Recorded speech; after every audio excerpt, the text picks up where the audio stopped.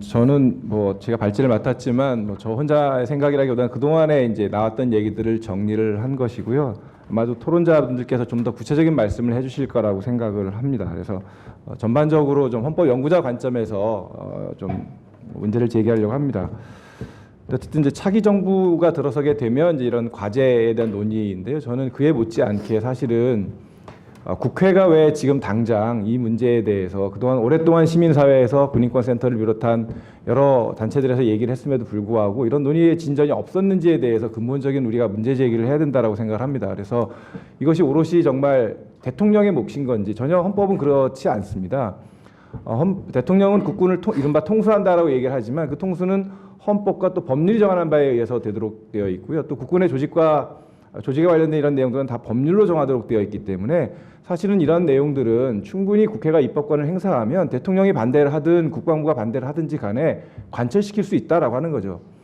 그렇지 않음 그럼에도 불구하고 그런 의무를 제대로 이행하지 않았기 때문에 사실은 이것들을 우리가 계속 대통령에게 이렇게 얽매이게 있고 우리가 폐해를 얘기하고는 제왕적 대통령제라고 하는 것이 이런 식으로 사실은 재생산되고 있는 거거든요. 마치 대통령이 바뀌면 세상이 바뀔 것처럼 얘기를 하지만 실제로는 그렇지 않은 거죠. 우리 또 근본적인 이런 체계에 대한 고민들이 한편으로 좀 있어야 되기 때문에 차기 정부의 과제로 설정하는 것은 중요하지만 그에 못지않게 지금 당장 국회가 해야 될 일을 저는 해야 된다라고 생각을 합니다. 20조계에 있습니다만 이제 헌법에서 군대의 조항 위에 바로 평화주의에 관련된 내용들이 있습니다. 군대는 불가피하게 전쟁을 수행하는 조직이긴 하지만 한 나라는 그 전쟁 내지는 무력의 어쨌든 분쟁의 갈등을 최소화하는 것이 헌법이 명령하고 있는 바입니다. 어쨌든 아까 인사말에도 나왔지만 뭔가 한반도에서의 뭔가 일어날 것 같은 어떤 불안한 분위기를 조성하는 것 자체가 정부의 실패인 거고 정부에게 책임을 물어야 될 상황인 것이겠고요. 그런 것들에 대해서 적절히 역시 통제하지 못한 국회의 책임이 있다라고 저는 생각을 합니다. 그래서 헌법은 국제평화주의라고 하는 것들을 전제로 해서 군대로 하여금 국토 방위에 임할 것을 명령하고 있다라는 말씀을 이제 드리고 싶고요. 그래서 만약에 이 문제를 어떻게 정책적으로 시행할 것인가 말 것인가를 판단할 때에는 21쪽에 나와 있는 것처럼 의심스러울 때는 뭔가 평화에 유리하게 뭔가 평화적인 어쨌든 방법 내지는 그런 그 상황들, 환경들을 조성하는 쪽에 최선의 노력을 기울여야 되는 것이 맞는 것인 거고 그것이 가장 최선의 안보인 것이고 국민들이 평안하게 생활할 수 있는 이제 그런 가장 좋은 방책이라고 생각을 합니다. 아까도 말씀드렸지만 이제 두 번째 보시면 군사제도의 조직과 운용에 있어서의 철저한 법률주의를 우리 헌법은 명령하고 있고요. 충분히 거기에 대해서 국회가 견제할 수 있도록 하는 내용을 두고 있습니다. 그래서 통수라는 말은 이제 이따가 설명을 드리겠지만 사실은 군국주의 시대 일제 용어임에도 불구하고 이런 용어를 헌법이 쓰고 있다는 것 자체도 사실은 군사 독재 시절을 겪었던 군사주의의 잔재인데요. 그럼에도 불구하고 그것을 우리가 민주공화국적으로 운영할 수 있다라고 하는 것은 바로 법률이 정하는 바에 의해서 그런 것들을 하도록 되어 있고요. 최근에 이제 사드 문제가 되고 있는데 어쨌든 기본적으로 문제는 사드에 대해서 찬성을 하든 반대하든 그 이전에 이것들이 충분히 국회하고의 협의하에 이루어지지 않았다라고 하는 것이 가장 큰 헌법적인 문제인 것이고 저는 어쨌든 정부가 헌법을 침해했다고 생각을 합니다. 중간에 보시면 일단 이게 조약인지 아닌지부터 여러 가지 논란이 있는데 조약이라고 하는 것은 국가 간의 합의입니다. 그리고 그것은 반드시 문서에 의하도록 되어 있는 것이겠고요. 또 입법사항에 관한 조약은 반드시 국회의 동의를 얻도록 되어 있는데 입법사항이라고 하는 것은 국가적으로 중요한 문제들은 다 입법사항입니다. 그러니까 국가적으로 중요한 문제들은 국가끼리 문서로 반드시 합의를 해야 될 것이고 합의를 하는 경우에 있어서는 대통령 혼자 결정하지 말고 아무리 그것이 군사, 국방, 외교에 관련된 통상에 관련된 문제라고 하더라도 반드시 국회와 협의를 해야 됩니다. 결론은 어쨌든 어떻게 나더라도 어쨌든 정부로서는 국회를 설득해야 되는 거죠. 근데 왜 이런 문제들에 대해서 정부가 일방적으로 동의를 물어보지 않는 거죠. 근데 그런 동의를 물어보지 않는 것은 국회가 조약의 체결에 관련된 일반적인 절차법을 만들어 놓지 않았기 때문에 지금도 이거를 물어볼지 말지의 결정권이 정부에게 있는 거죠. 그러니까 결국은 제왕적 대통령제의 국회의 종속이라고 하는 것을 국회 입법권이 제대로 행사되지 않음으로써 그걸 견제할 수 있는 역할을 국회가 제대로 하고 있지 못하다라고 하는 것이고요. 60조 2항에서 설명되어 있는 것처럼 모든 군사적 행위 하나하나에 대해서 다 헌법은 대통령 혼자 독단적으로 결정하지 말고 국회의 동의를 얻어서 하도록 되어 있다라고 하는 점에서 보면 이런 견제의 역할들을 국회가 좀 더 저는 명확하게 해야 된다고 생각을 합니다. 세 번째, 민주공화국의 군은 이제 시민의 군대여야 됩니다. 그래서 22쪽에 나와 있는 것처럼 독일은 이미 60년대 제복 입은 시민이라는 말을 만들어냈고 군인들로 하여금 충분히 국방의 정책에 대해서 비판을 하고 군인의 인권을 보장하는 법제들을 마련을 했습니다. 오늘 앞에 자료집에 앞에 보시면 국방부에도 토론 참석을 요청했는데 대통령 선거와 정치적 중립 운운하면서 참석을 하지 않았다라고 하는 거지 않습니까? 노무현 정부 때 일정 정도 추진하려고 했었던 그런 국방 어떤 개혁조차도 사실은 국방부의 반대로 이루어지지 못했다라고 하는 점에서 보면 상당히 무책임한 것인다라고 해서는 생각을 지울 수가 없는 거겠고요. 어쨌든 박근혜 전 대통령의 그런 국정농단에 대해서도 사실은 내부에서 공무원들에게 우리가 신분을 보장해주는 이유는 그런 것들을 어쨌든 문제 제기를 통해서 그런 권력자에게 충성하는 것이 아니라 국민에게 충성해야 된다라고 하는 걸 요청하고 있는 것이거든요. 그런데 그런 것들이 작동하지 않았다라고 하는 것이고 마찬가지로 국방부도 과거의 군의 특수성이랄지라고 하는 이런 논리가 아니라 정말 국민을 위해서 군 제도를 어떻게 바꿔야 되는지에 대해서 뭔가 전향적인 그런 모습을 보여야 되는데 이제까지 우리가 확인했던 것은 이른바 셀프 개혁이라고 하는 것, 내부에서 뭔가 개혁을 기대하는 것은 어렵다라고 한다면 결국 외부에서 적극적으로 개혁을 추진하지 않으면 안 된다라고 하는 것들을 역으로 보여주는 것이겠고요.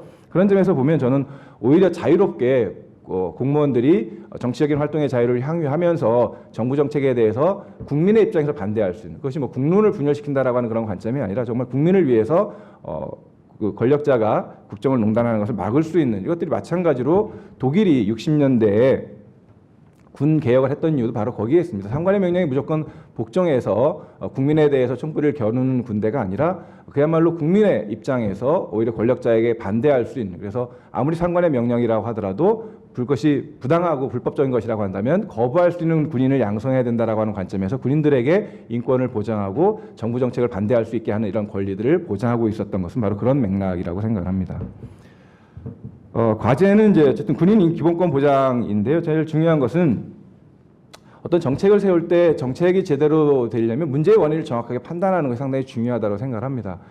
인권위원회에서 군인들의 인권에 대한 실태 조사를 행하고 있기는 하지만 그것이 정기적으로 이루어지지 못하고 있고 예산상의 문제로 상당히 부정기적으로 그리고 아주 오랜 텀을 두고 이루어지고 있다는 점에서 정확하게 인권 실태 조사를 하는 어떤 인권위원회의 어떤 일정한 그런 실태 조사가 정기적으로 이루어져야 될 것이라고 생각을 하고요. 또 국회가 최소한 4년 임기 중에 한 번쯤은 국정조사권을 발동을 해서 국정조사권이라고 하는 게 어떤 일이 터져야지 반드시 해야 되는 건 아니거든요. 어쨌든 입법에 필요한 일정한 내용이 있다고 한다면 국회 차원에서 민간의 전문가들과 등등의 국가기관들을 모아서 의견을 들어서 거기에 대해서 어떤 입법이 과연 필요한지에 대한 논의를 해야 된다라고 하는 점에서 보면 반드시 이런 것들이 좀 이루어지는 것이 그래서 문제의 원인을 정확하게 알아야지만 거기에 대한 해법이 그나마 엉뚱한 방향으로 가지 않을 거라고 생각을 합니다. 군인인권법 제정이라고 제가 썼는데요. 군인의 지휘 복무에 관한 법이 있는데 무슨 또 뭐 법을 제정하느냐라고 하는데 제가 보기에 그것은 인권법이 아니기 때문에 어쨌든 법 이름이야 어쨌든 간에 근본적으로 군인의 인권을 보장하는 방향으로 마치 군의 특성이라는 이름으로 권리를 보장하는 것이 아니라 의무를 부과하는 것이고 오히려 인권을 거기에 종속시키는다는 점에서 엄밀한 의미에서 군인인권법이 아니라는 거죠. 그런 점에서 보면 그거를 전면 개정하든 아니면 새로의 법을 만들지 간에 군인의 인권을 최대한 보장할 수 있는 근본적인 방향에서 설정을 해야 되는 것이라고 생각을 하고요. 23쪽에 몇 가지 현행 법의 문제점에 대해서는 좀 지적을 했습니다. 세 번째는 저는 제일 중요한 것은 국방감독관 제도를 도입하는 거라고 생각을 합니다. 우리의 현재 상황은 인권을 아무리 얘기해도 또는 헌법에 아무리 인권을 그럴싸하게 집어넣는다고 하더라도 구체적인 제도의 시스템에 의해서 그것이 왜곡되고 축소되는 그런 상황입니다. 그러니까 민주주의가 체계적으로 제도적으로 자리 잡고 있지 못하기 때문에 아무리 그럴싸하게 헌법을 만든다고 내지는 인권을 목록을 규정한다라고 해서 그것이 실현되기는 어렵습니다. 뭔가 조직적이고 제도적이고 기존의 어쨌든 그 뭔가 개혁에 반대하고 기존의 질서를 유지하려는 기득권 세력에 대해서 뭔가 거기에 대항할 수 있는 새로운 뭔가 조직이 필요하다는 거죠. 그게 저는 아까도 말씀드렸던 것처럼 대통령의 그런 제한적 대통령제 내지는 군에 대해서 일방적인 독단을 견제할 수 있는 국회인데 국회가 그 역할을 못하고 있다고 한다면 그 국회 역할을 대신하면서 국민의 의사를 대변할 수 있는, 그래서 끊임없이 시민사회와의 소통 속에서 국민의 입장을 대변할 수 있는 어떤 기구를 만들어야 되는 것이고, 그건 어쨌든 기본적으로는 국회 안에 있어야 된다고 한다면 그것이 국방감독관이라고 생각합니다. 그래서 군 부대에 대해서 불시에 방문하고 군 인권의 상황들을 늘 면접하고 조사할 수 있는 권한들을 가지고 군인의 어쨌든 인권 문제에 대한 진정을 받을 수 있는, 물론 아까 그러면 국가인권위원회하고 중복되는 면이 있을 거라고 생각합니다. 근데 그것은 저는 굳이 그걸 조정을 해서 어느 한쪽에 두기보다는 현 차원에서는 인권에 대한 문제의식을 강화하는 측면에서 어쨌든 인권 실태조사 부분은 인권위원회가 담당하고 감독관에서는 여러 가지 권한들을 행사하고, 물론 또 독자적으로 실태조사를 할 수 있어야 되는데, 감독관의 의미는 이제 두 가지가 있는 거죠. 하나는 인권을 보장이라는 측면이 또 있지만, 다른 한편으로는 이제 군대의 부분을 적어도 헌법에 맞게 통제한다는 관점이 있는 것이겠고요. 인권위원회 역할은 국제인권의 여러 가지 기준들에 비추어서 인권의 관점을 관철시킨다는 점에서 당분간은 저는 일정 정도의 실태조사의 부분들은 양 기관이 함께하는 것이 필요할 거라고 생각하고, 제가 가장 강조하고 싶은 것은 국방감독관 제도이고, 이미 뭐 법안이 제출되었다가 그것이 실현되지는 못했지만 반드시 해야 될 것이고, 이것이 이제 60년대에 독일이 국방을 개혁할 때 가장 핵심적인 것 중에 하나라고 생각합니다. 그렇게 되어야지만, 물론 이 기구가 만들어지고 난 후에도 제대로 그 역할을 수행할 수 있을지는 여전히 이제 미지수이긴 하겠지만, 시민사회 내지는 국민들이 관심을 가지고 계속적으로 또 국회로 하여금 지원을 하도록 한다라고 한다면, 적어도 국방부에 대해서 뭔가 전체적인 적어도 헌법에 맞는 개혁을 추진하는 데 있어서의 일정한 역할을 할 수 있지 않을까 생각을 합니다. 26쪽의 이제 네 번째는 군인들에게 인권 교육, 물론 현행 법에도 있지만 그것을 실제로 하고, 저는 역사 교육도 상당히 중요하다고 생각을 합니다. 과거에 한국군은 전쟁 당시에 민간인을 학살하기도 했고 군사 쿠데타에 동원되기도 했습니다. 그러니까 이런 역사들을 제대로 군인들에게 안보 교육뿐만 아니라 교육을 시켜야지만 향후에 뭐 그런 일이 일어날 가능성 상당히 낮다고 하지만, 어쨌든 군이라는 조직이 어떤 역할을 해야 될 것이고 국민들을 위해서 어떤 역할을 해야 되는지에 대한 충분한 그런 교육이 필요한 것이겠고요. 그건 유엔에서 대량으로 인권을 침해한 나라에서 그 피해자들과 관련해서 반드시 뭐 여기 이제 군인뿐만 아니고요. 사실은 이제 뭐 공무원들이라든지 아니면 사법재판부의 판사들까지도 다 포함을 하는 것이긴 한데요. 우리 같은 그런 오랜 독재 정권 아래서 인권 피해가 있었던 나라에서는 무엇보다 이런 인권 교육이라고 하는 것 또는 역사 교육이라고 하는 것이 상당히 중요할 거라고 생각을 합니다. 예, 그다음에 이제 기본권 목록은 뭐 여러 가지 얘기할 수 있을 것 같고요. 아마 구체적인 말씀은 이제 다른 분들께서 말씀을 해주실 것 같습니다. 근데 저는 아까도 어쨌든 말씀드렸지만, 이 기본권 목록을 아무리 좋게 만들어놔도 그것이 실제로 군대 내에서 실현되게 하기 위해서는 뭔가 외부에서 그것을 감독할 수 있는 기관이 필요한 거고, 그래서 아까 이제 국방감독권에 대한 이런 이제 말씀을 드렸던 거고요. 마지막에 어쨌든 여러 가지 재정적인 이제 예산을 투여할 수밖에 없는 문제인데, 얼마 전에 신문에서 보니까 28쪽 위에 나와 있는 것처럼 우리나라의 국방비나 등등이 그렇게 적은 수준은 아닌 것 같습니다. 그런데 그런 것이 충분히 이제 군인들을 위한 이제 복지로 전환되기 위해서는 예산을 늘리는 것도 중요하지만, 어쨌든 인력 감축을 통해서 일정 정도의 예산을 확보한다든지, 아니면 전체 예산의 일정 부분을 인권 증진을 위해서 사용하는 것도, 그러니까 양성평등, 성평등과 관련해서 성인지 예산처럼 어쨌든 모든 예산에 인권과 관련되어 있는 예산들을 일정 정도 연동해서 확보하는 것이 되게 중요할 것 같고, 뭔가 좀 근본적으로 군의 어떤 그 전체적인 것들은 이제 뭐 이 자리에서 논의할 것은 아니겠습니다만, 이제 전반적으로 이런 논의 속에서 인권에 관한 부분이 좀 증진될 필요가 있다고 생각을 합니다. 그리고 그동안에 이제 많은 논의가 있었음에도 도입되지 않았던 양심 병역과 복권과 민간 대체 복무제에 도입하는 문제, 이것도 뭐 독일의 같은 60년대에 다 이루어졌던 것이거든요. 이런 것들이라든지 아까도 말씀하셨던 군 사법제도, 그 사실은 전시에 이제 최근에 90년대 들어서는 세계 대부분의 나라들은 전시에는 평시에는 군사법원을 유지하지 않습니다. 미국 정도가 아주 예외적인 경우인데, 미국은 전쟁을 수행하고 있지는 않지만 해외에 이제 파병한 군인들이 많기 때문에 이제 그런 점에서 예외적인 경우이겠고요. 그래서 일반적인 나라들은 이제 평시에는 군사법원을 폐지하고 있기 때문에 이런 것들은 충분히 법률로서 가능한 것이어서, 헌법에는 군사법원을 둘 수 있다고 되어 있지 반드시 두어야 된다고 하고 있지는 않기 때문에 이런 것들이 군인의 인권을 보장하고 정당하게 재판을 받을 수 있는 권리를 보장한 것이라고 생각을 합니다.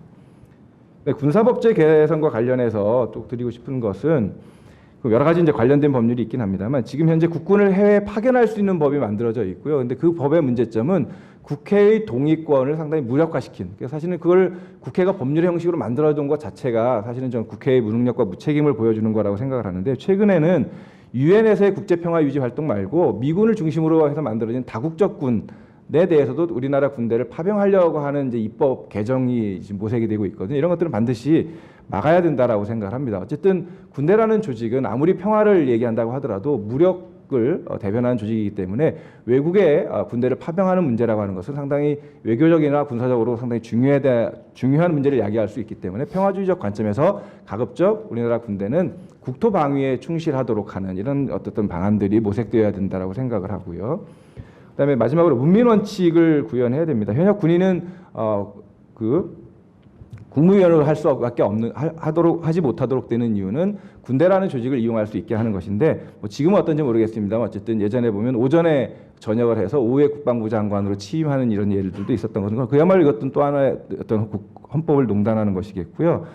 그래서 사실은 어떤 의미에서는 적어도 국방부 장관만큼은 군 출신이 아닌 사람이 좀 되는 것이 필요하다면 저는 헌법을 개정해서라도, 뭐 일본 같은 경우는 좀 우리가 예는 다르지만 이제 그런 규정을 두고 있기도 하거든요. 근데 반드시 헌법을 개정해야 되는 문제는 아닌 거고, 저는 충분히 법률적 차원에서 국방감독관 제도를 둔다라고 한다면 또 국방부 장관에 대해서 순수 민간인데 이제 일정한 어떤 나라들은 이제 여성을 또 임명하는 경우들도 있기 때문에 이런 것들을 통해서 국방부의 개혁을 추진할 수 있는 어떤 인사를 임명하는 것이 상당히 중요할 거라고 생각합니다.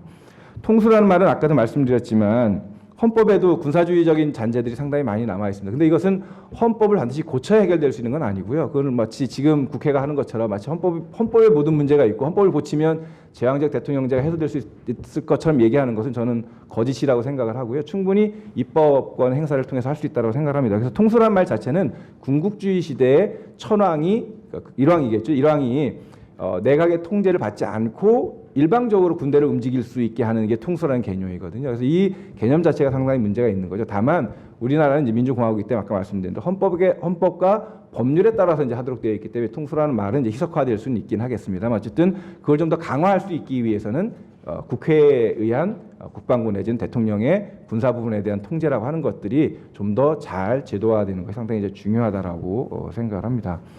그래서 이 문제는 이것은 뭐 우리가 군대를 갑자기 뭐 민주적인 군대로 혁신하자라고 하는 논의는 아니고요. 적어도 최소한 우리 헌법에 맞게 그리고 적정한 법률의 행사를 통해서 적어도 시민들이 스스로 군대를 지키겠다는 의미에서 징병제의 의미를 찾을 수 있다라고 한다면 그런 의미에서의 어떤 시민의 어쨌든 의사에 기초한 군대를 만들어 간다는 점에서 민주공화국의 군대로의 회복인 것인 거고, 이것은 어떤 출발점으로서 최소한의 충족해야 되는 그런 사안이라고 저는 개인적으로 생각을 하고요. 그래서 그런 것들이 뭐 차기 정부를 들어서 그것이 좀 더 가속화되기를 원하고, 지금 당장 국회에서 국회 차원에서의 논의들이 이미 시민사회에서 충분한 논의를 한 것이기 때문에 이것들을 어떻게 잘 조정해서 입법을 하는 것들이 가장 먼저 지금 당장 해야 될 일이 아닌가 생각을 합니다. 예, 이상으로 발제를 마치겠습니다. 감사합니다.